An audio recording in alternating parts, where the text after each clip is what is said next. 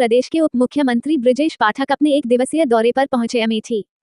भाजपा प्रत्याशी स्मृति ईरानी के समर्थन में 2 जनसभाओं को किया संबोधित, किया बड़ी जीत का दावा।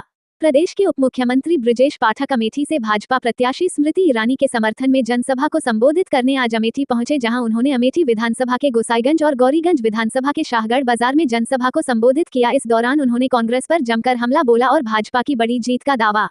आपको बता दें, अमेठी से भाजपा प्रत्याशी स्मृति ईरानी के समर्थन में जनसभा को संबोधित करने प्रदेश के उप मुख्यमंत्री बृजेश पाठक आज अमेठी पहुंचे, जहां उन्होंने अमेठी विधानसभा के गोसाईगंज बाजार और गौरीगंज विधानसभा के शाहगढ़ बाजार में जनसभा को संबोधित किया। जनसभा को संबोधित करते हुए डिप्टी सीएम ने भाजपा को जिताने की अपील की। इस दौरान मीडिया से बात करते हुए उन्होंने कहा कि आज अमेठी लोकसभा में 2 जनसभाओं को संबोधित किया गया है। जाति, धर्म और संप्रदाय से उठकर लोग स्मृति ईरानी और मोदी जी आशीर्वाद दे रहे हैं। मोदी की जन कल्याणकारी योजनाएं जन जन तक पहुंची है और लोगों का भरोसा भाजपा के प्रति लगातार बढ़ता जा रहा है।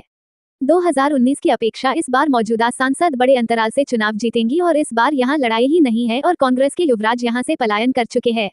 उनके अंदर हार का डर था, इसका मतलब है स्मृति ईरानी यहां से एक तरफा चुनाव जीतेंगी।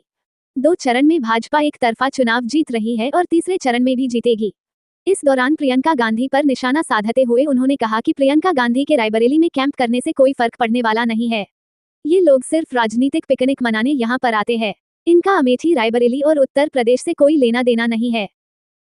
आज हमने प्रातःकाल से कई जगह भ्रमण किया है। ये दूसरी जनसभा है।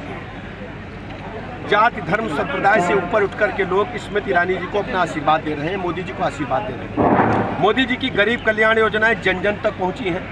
लोगों का भरोसा भारतीय जनता पार्टी के प्रति लगातार बढ़ा है।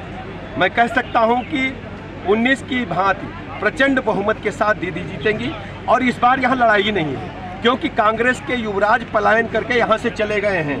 उनके अंदर हार का डर था। इसका मतलब ये है कि एक तरफा वोट स्मृति ईरानी जी को कमल चुनाव चिन्ह पर अमेठी के लोगों ने डालने का मन बना लिया है। प्रियंका गांधी आज से रायबरेली में कैंप करने जा रही है, कुछ असर पड़ेगा? कोई फर्क नहीं पड़ेगा।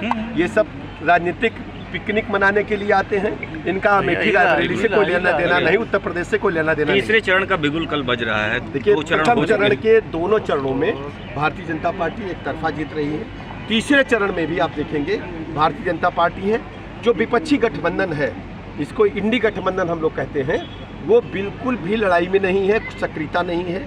समाजवादी पार्टी के नेता अखिलेश यादव सिर्फ अपने परिवार की सीटें बचाने में लगे हैं और कांग्रेस पार्टी उत्तर प्रदेश में 0। सौहार्द का माहौल भी की जाए तो यहाँ पे इस तरीके की स्थिति। देखिए, भारतीय जनता पार्टी सबको साथ लेकर के चलती है, सर्व समाज की पार्टी है। और इस स्थिति से हम, अगर कोई स्थिति बनती है तो हम निर्वाचन आयोग से जरूर शिकायत करेंगे।